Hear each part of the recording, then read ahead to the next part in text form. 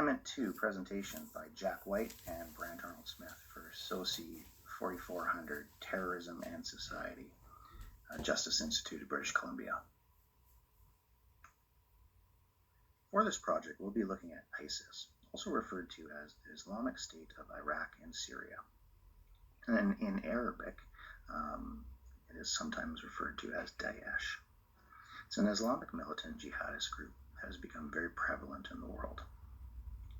ISIS was founded by Abu Musab al-Zawahiri in 1999, and the group became well known worldwide when ISIS defeated Iraqi security forces and Iraqi army forces and took control of many large city centers, including Mosul, in June of 2014. ISIS leadership. ISIS was founded by Abu Musab al-Zawahiri. He was born October 30th, 1966, and died June 7th, 2006. Abu Bakr al-Baghdadi led the Iraqi invasion for ISIS. He was born July 28, 1971, and died October 27, 2019. The structure of ISIS is very organized. Beneath the leaders are councils on finance, leadership, military, foreign fighters, and all make decisions on executions, invasions, and tactical decisions on any sort of terrorism events. Abu al-Hassan al-Hashemi al-Qurashi is the current leader of ISIS and is the brother of former leader Abu Bakr al-Baghdadi, who committed suicide after U.S. Special Forces conducted a raid on his residence in 2022. U.S. Special Forces arrived near his residence and began to clear away civilians from the immediate area. And that's when a suspected IED, improvised explosive device, was detonated, causing an explosion that resulted in approximately a dozen casualties, including men, women, and children.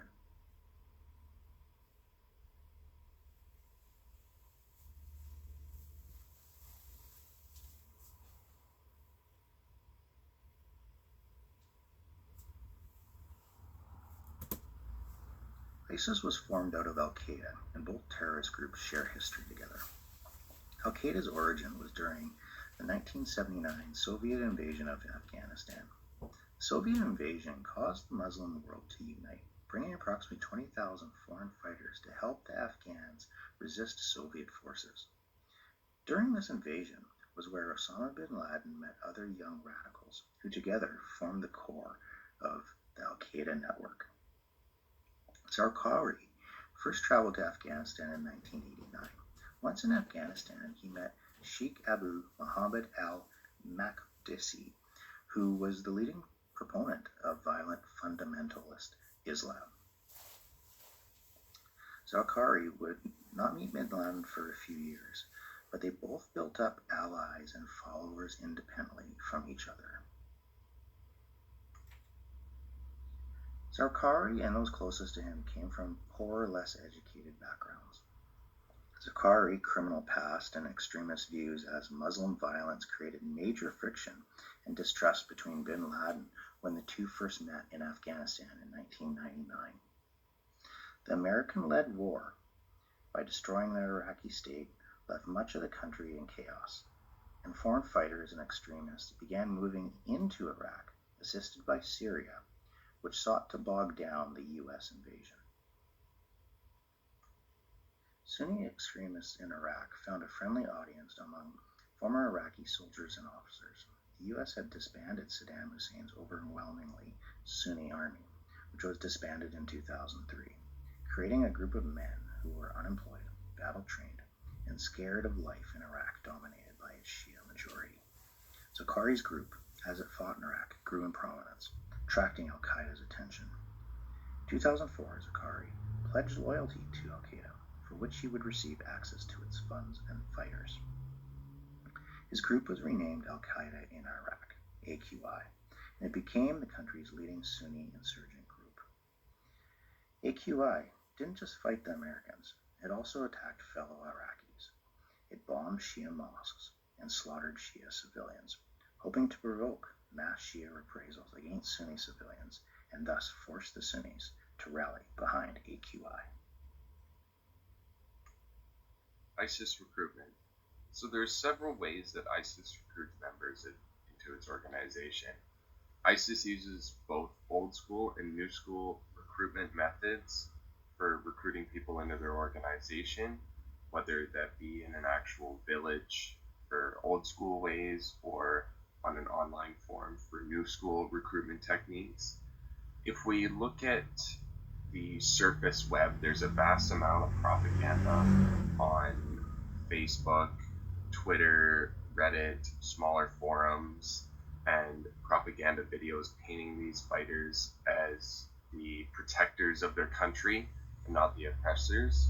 There's been several videos seen of ISIS fighters providing medical aid, food, and water to children.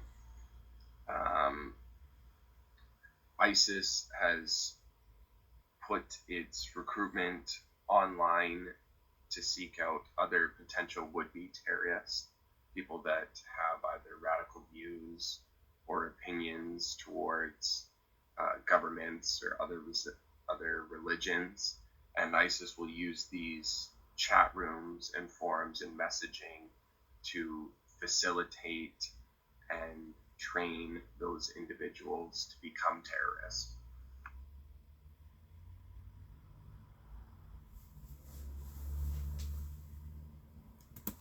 Recruitment demographic.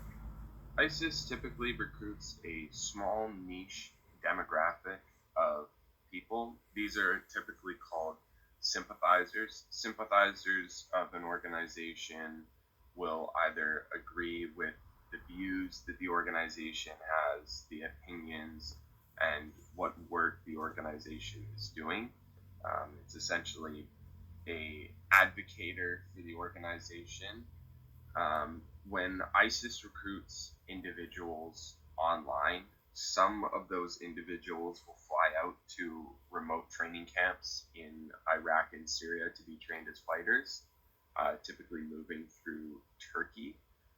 And the demographic of individuals that ISIS seeks are typically people of Turkish origin, low self-esteem males ranging around 30 years, so people that are frustrated with their life, have nothing necessarily going for them, people that are susceptible to manipulation is through the propaganda that ISIS puts out. They can manipulate the way that people look at the organization and what opinions they have, and other people that are looking to identify in a group setting, so people that want to work with like-minded individuals towards a common goal.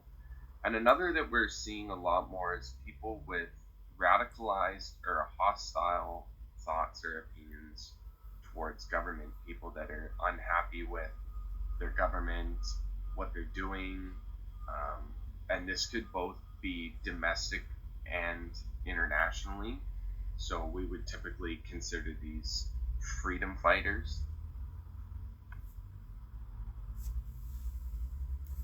ISIS territory and forces. In the past decade, ISIS has gained quite a bit of traction. It's the most dominant jihadist organization in both Iraq and Syria. And since ISIS's occupation, they have control over a population of nearly 8 million people.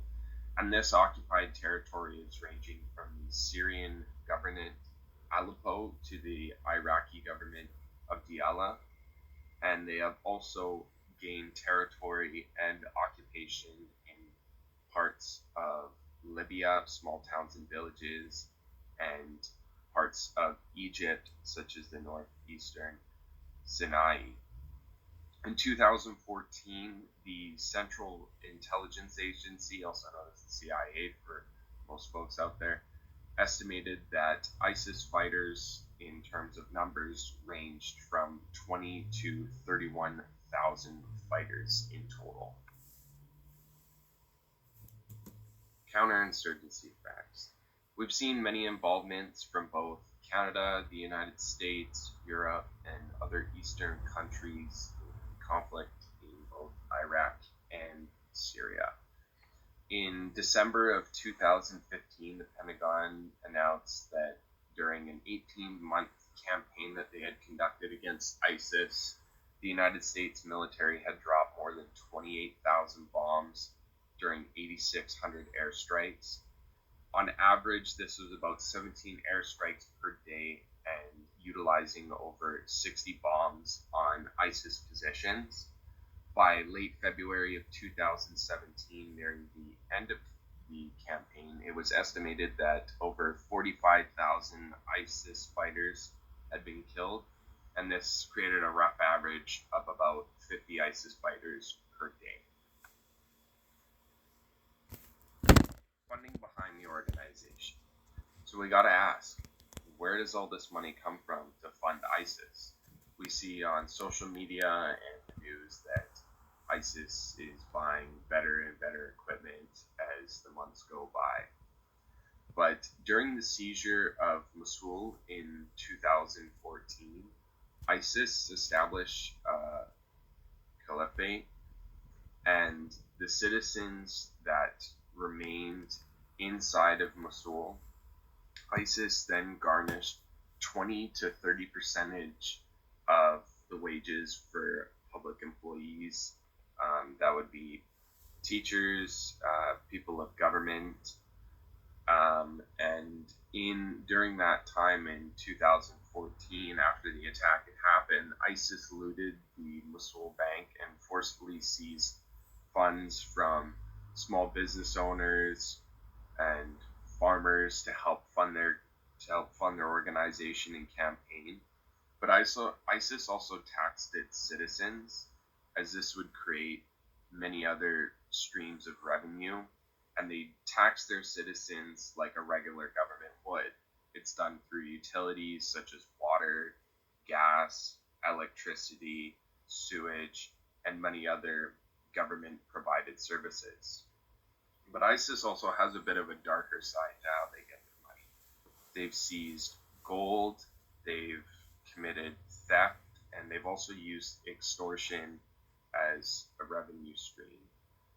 But one of the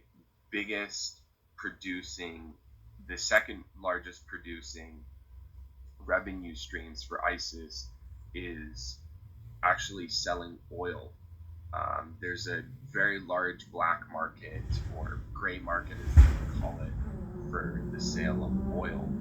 So money from their oil is said to flow through Saudi Arabia and the Gulf, and ISIS uses both private and public financial institutions.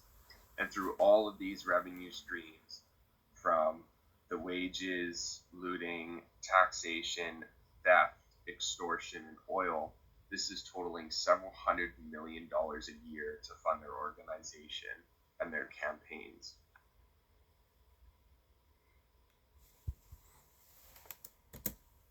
Effects of ISIS both internationally and domestically. If we look domestically in Iraq and Syria, ISIS has forced many women to marry ISIS fighters, and their rights have been stripped away from them. If we look at the education system, from university all the way down to a elementary level, the curriculums have been rewritten in support of ISIS and their ideology in the organization. Women have been prohibited from studying engineering or sciences, and any law, arts, or philosophy courses have been dropped out of universities. We've seen an increased amount of lone wolf terrorism in Western civilizations, or people identifying as an ISIS member conducting a terrorist attack. We've seen this in France, Israel, parts of Africa. Many countries have increased the use and implementation of counter-terrorist units, both military and law enforcement, to both conduct security, counterterrorism, and counterinsurgency operations, both domestically and internationally.